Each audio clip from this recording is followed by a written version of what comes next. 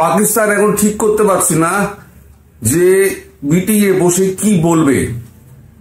প্রথমে কথা ছিল 12:30টায় মিটিং হবে, সেটা পিছিয়ে 2:30টে হলো।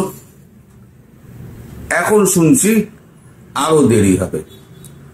অপেক্ষা করতে করতে এখনই 3টে বাজে, আমি এখন একটা ভিডিও করতে বসেছি। এটিও অত্যন্ত গুরুত্বপূর্ণ ভিডিও, সেটা হচ্ছে বাংলাদেশ সম্পর্কিত। আমি পরে খবর পেয়েছি বাংলাদেশ নিয়ে একটা খুব বড় একটা হালচাল করার মতো ঘটনা ঘটেছে। গতকাল রাত্রিবেলা আমাদের এনএসএ অজিত দোভাল প্রধানমন্ত্রী শেখ হাসিনার সামনে বসে আপনাদের জেনারেল ওয়াকারুজ্জামানকে, বাংলাদেশের জেনারেল ওয়াকারুজ্জামানকে ফোন করেছিলেন। ফোন করে তিনি বলেন যে বাংলাদেশে পরপর এত বড় বড় ঘটনা ঘটে চলেছে, অথচ আপনি মুখ ও স্থবির হয়ে চুপ করে বসে আছেন। আপনার এই গতিবিধি এবং আপনার আচার আচরণ ভারত মোটেই ভালো চোখে দেখছে না। দেশ যখন একটা বিপদের মধ্যে দিয়ে যাচ্ছে, তখন আপনি বিদেশ সফর করে বেড়াচ্ছেন, আর তাতে ভারতের আপত্তি নেই, সেটা আপনার নিজস্ব ব্যাপার, কোথায় যাবেন না যাবেন। কিন্তু আওয়ামী লীগকে নিষিদ্ধ করার ব্যাপারে যে পদক্ষেপ নেওয়া হলো, তাতে আপনি সেনা প্রধান হিসেবে আপনি বিন্দুমাত্র আপনার কর্তব্য আপনি পালন করেননি। এই কথাগুলো যখন হচ্ছে, তখন কিন্তু শেখ হাসিনা কিন্তু পাশে বসে আছেন অজিত দোভালের। তো অজিত দোভাল বলেন যে আমি আপনার কথাই আপনাকে ফিরিয়ে দিচ্ছি, আপনাকে আমরা বলে দিচ্ছি যে এইভাবে যদি আপনার দেশকে আপনি চালাতে থাকেন, তাহলে ভারতের পক্ষে সেটা সহ্যের সীমা ছাড়িয়ে যাবে। অবিলম্বে আপনি ব্যবস্থা নিন, আপনার উপরে আমরা এখনো আশাবাদী। আপনাকে এটা শেষবারের জন্য বলে দেওয়া হলো, পরে বলবেন না ভারতবর্ষ আপনাকে সতর্ক করেনি। ওয়াকারুজ্জামান তখন কিছু বলতে গেছিলেন, অজিত দোভাল জাস্ট ফোনটা কেটে দেন। কালকে রাত্রিবেলা এই ঘটনাটি ঘটেছে, কখন আমি টাইম বলতে পারবো না। তো এখন জানি না ওয়াকারুজ্জামান এখন তিনি কি করবেন না করবেন সেটা বলতে পারবো না। শোনা যাচ্ছে তার আগে নাকি আমাদের সেনাপ্রধান উপেন্দ্র দ্বিবেদীর সঙ্গে তার একটা ফোনালাপ হয়েছিল। সেখানেও উপেন্দ্র দ্বিবেদী তার উষ্মা প্রকাশ করেছিলেন ওয়াকারুজ্জামানের এই গতিবিধি এবং কার্যকলাপ নিয়ে। তো সেই সম্পর্কে আমার কাছে কোনো বিস্তারিত খবর নেই। তবে বাংলাদেশে আওয়ামী লীগকে নিষিদ্ধ করার ব্যাপারে আমাদের দেশের প্রধানমন্ত্রী নরেন্দ্র মোদী যেরাম চোটে আছেন, মানে এরকম চোটে খুব একটা উনি থাকেন না। এখন মোদীজি হয়ে গেছেন এখন আগুনের গোলা, আগুনের গোলা হয়ে গেছেন মোদীজি। তার সামনে এখন যে পড়বে সে ভস্ম হয়ে যাবে, সিম্পল ভস্ম হয়ে যাবে। তিনি এখন এমন একটা মুডে চলে গেছেন, একটা মুড তো টার্ন ওভার করে, তো মুডটা এখনো একটা বলে না অগ্নি শর্মা।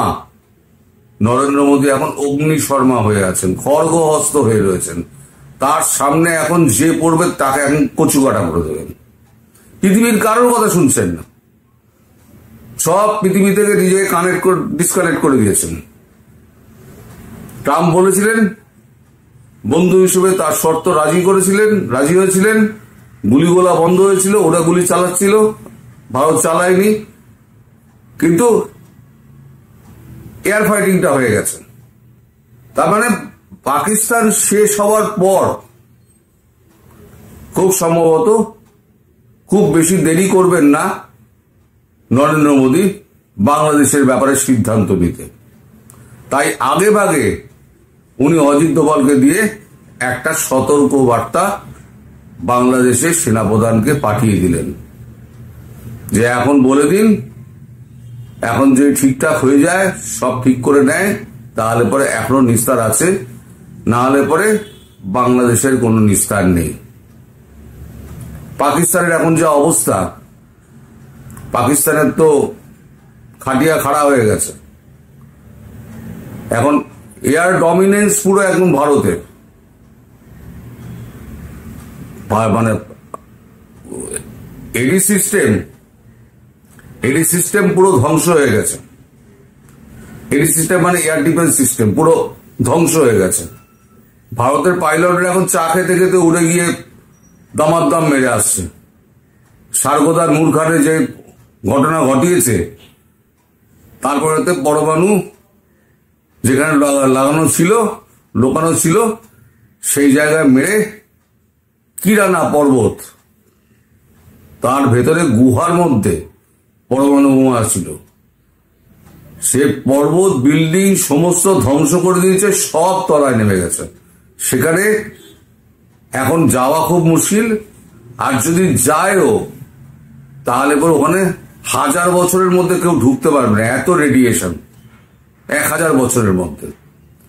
এদিকে ইউএস থেকে সমস্ত বিজ্ঞানীরা গেছেন, তারা এখন ইজিপ্ট থেকে একটা যন্ত্র আনিয়েছেন, সে রেডিয়েশন সেটা ক্যাচ করে, কতটা রেডিয়েশন ক্যাচ করা যায় সেইটা এখন তারা চেষ্টা করছেন যতটা রেডিয়েশন কমিয়ে নেওয়া যায়। কিন্তু রেডিয়েশন কিন্তু লিক হয়ে যাচ্ছে, আর বন্ধ করার মতো কোনো রাস্তা নেই। ওই চেরনোবিলে যে ঘটনা ঘটেছিল, ইউএসএসআর আমলে যখন ছিল, জেলেনস্কির দেশ ছিল ইউক্রেন, সেখানে চেরনোবিলে একটা বিস্ফোরণ হয়েছিল। এখনো পর্যন্ত, ওটা বোধহয় 90-এর দশকে হয়েছিল, এখনো পর্যন্ত ওই এলাকা দিয়ে 100 বর্গ কিলোমিটার এলাকা দিয়ে কোনো গাড়ি চলাচল করতে পারে না, দেওয়া হয় না। পুরো এরিয়াটা একেবারে ব্লক করে দেওয়া হয়েছে। তো পাকিস্তানের মতো একটা শক্তিশালী রাষ্ট্র, অন্তত বাংলাদেশের থেকে তো বেশি শক্তিশালী, বাংলাদেশের থেকে অনেক বেশি এগিয়ে আছে মিলিটারিলি, তাকে যদি হাঁটু গেড়ে বসিয়ে ফেলতে পারে, তাহলে বাংলাদেশের কি অবস্থা হতে পারে একবার চিন্তা করে দেখুন আপনারা। বাংলাদেশের এই যে মূর্খ সরকার রয়েছে, তারা কিছুই বোঝে না, কিছুই জানে না, কোনো কিছুকে পাত্তা দিচ্ছে না, আর ভারতবর্ষের নামে বিষ উগড়ে যাচ্ছে। এই যারা বিষ ওগড়াচ্ছে, প্রত্যেক কটাকে কিন্তু ভারত চিড়ে রেখে দিচ্ছে, প্রত্যেক কটাকে। এর প্রত্যেক কটাকে ধরে ধরে বিচার করতে হবে, এবং বিচার শেখ হাসিনাই করবেন, এবং আওয়ামী লীগকে তার পুরনো জায়গায় বসিয়ে তবে দম ফেলবেন নরেন্দ্র মোদী। তারপরে দেশের ভেতরে যে আমাদের শত্রু আছে না, এখন সব মিইয়ে গেছে। দেওবন্দি আর ব্যারেলি, এই দুটো সম্প্রদায়, তারা এই গত শুক্রবার নামাজের পর তারা একদম অফিসিয়ালি ঘোষণা করেছে, আমরা সমস্ত ভারতীয় মুসলমানরা ভারতের সঙ্গে আছি। এতদিন বন্দে মাতরম বলতো না, এখন বলছে বন্দে মাতরম, ভারত মাতা কি জয়। মানে দেশের ভেতরে দেশের বাইরে কোনো শত্রু নরেন্দ্র মোদী রাখবেন না, আশেপাশে ডাইনে বাঁয়ে সামনে পিছনে কোনো শত্রু রাখবেন না। শত্রু নিকেশ একবার যখন নেমেছেন, তখন তিনি শত্রু নিকেশ করেই ছাড়বেন। আর সেখানে বাংলাদেশ তো একটা ছোট রাষ্ট্র, তাকে দাবিয়ে তালুর মধ্যে নিয়ে মুছড়ে ফেলে দিতে পারবেন উনি। এগুলো যদি অনুধাবন করার ক্ষমতা থাকে, তাহলে বাংলাদেশের যারা জামাতি আর যারা হিজবুতি আছে, তারা অনুধাবন করুন, নাহলে ভবিষ্যৎ কিন্তু তাদের জন্য ভীষণ কালো দিন বয়ে নিয়ে আসছে। যেমন পাকিস্তান এখন ঠিক করতে পারছে না যে বৈঠকে বসে কি বলবো, যার জন্য বৈঠক কেবল পেছোচ্ছে। যদি না বলে, তাহলে পরে আজকে রাত্রির থেকে বাল্লে বাল্লে শুরু হয়ে যাবে। আর যদি হ্যাঁ বলে, সারা বিশ্বের কাছে হেয় হয়ে যাবে যে ৭৬ বছর ধরে কাশ্মীর আমাদের অখণ্ড অংশ বলে চেঁচিয়ে সেই কাশ্মীরকে হাতছাড়া করতে হলো। আন্তর্জাতিক মহলে পাকিস্তানের নাক কাটা যাবে। ফলে আগে গেলেও কাটবে, পেছনে গেলেও কাটবে। শাঁখের করাতের মতো অবস্থা পাকিস্তানের। হাতে তেল নেই, অস্ত্র নেই, কোনো জাহাজ ঢুকতে দিচ্ছে না, খাদ্যের সংকট পড়ে গেছে। এই অবস্থায় পাকিস্তান বাহিনী কোথায় যাবে? গোলা বারুদও প্রায় শেষ হয়ে এসছে। নতুন যোগান তো আসছে না। কারণ টার্কির একটা জাহাজ এসেছিল, সে ফিরে চলে গিয়েছে, করাচি বন্দরে ভিড়তে পারেনি, সব ট্রেন গুলো ভেঙে দিয়েছে। করাচি বন্দরের সমস্ত অফিস টফিস সব দাউ দাউ করে চলছে। কে কোথায় আসবে, কি মাল খালাস হবে? সুতরাং মাল নেওয়া আর তাকে সাপ্লাই করা, তাকে ডিস্ট্রিবিউট করা, সমস্ত চ্যানেলাইজ করা সব বন্ধ। এই অবস্থায় শাহবাজ শরীফের কাছে আর কোনো উপায় ছিল না, গিয়ে সরাসরি ট্রাম্পের পা চেপে ধরেছিলেন। ট্রাম্প একটি রাজনীতি করতে গিয়েছেন, করে ট্রাম্পের মুখটা পুড়েছে। তিনি আর দ্বিতীয়বার অন্তত এই নিয়ে কথা বলবেন না। তিনি আবার একটু রাজনীতি করার লোক তো, তিনি আবার একটু করে মুখ খুলেছেন যে কাশ্মীর নিয়ে আমি কথা বলতে চাই। নরেন্দ্র মোদী বলেছেন দয়া করে আপনি এর মধ্যে আর আসবেন না, আপনি আপনার দেশ নিয়ে থাকুন, আমার দেশকে আমায় সামলায় দিন। আপনি কাশ্মীর ইস্যু নিয়ে এতদিন যখন কথা বলেননি, সারা বিশ্ব যখন কথা বলেনি, তখন কাশ্মীর নিয়ে আপনাদের কথা বলার কোনো অধিকার নেই বলে প্রধানমন্ত্রী সাফ জানিয়ে দিয়েছেন। তা নরেন্দ্র মোদী কতটা ক্ষিপ্ত হয়ে আছে সারা বিশ্বের নেতার ওপরে। যারা কাশ্মীর ইস্যুতে কথা বলতে আসবে তারা নরেন্দ্র মোদীর সামনে একেবারে ঝলসে যাবেন। ফলে বাংলাদেশের মুমিন যারা আছে তারা এখন যারা যা করছে গালিগালাজ দিচ্ছে ঠিক আছে, কিন্তু বেশি দিন দিতে পারবে না।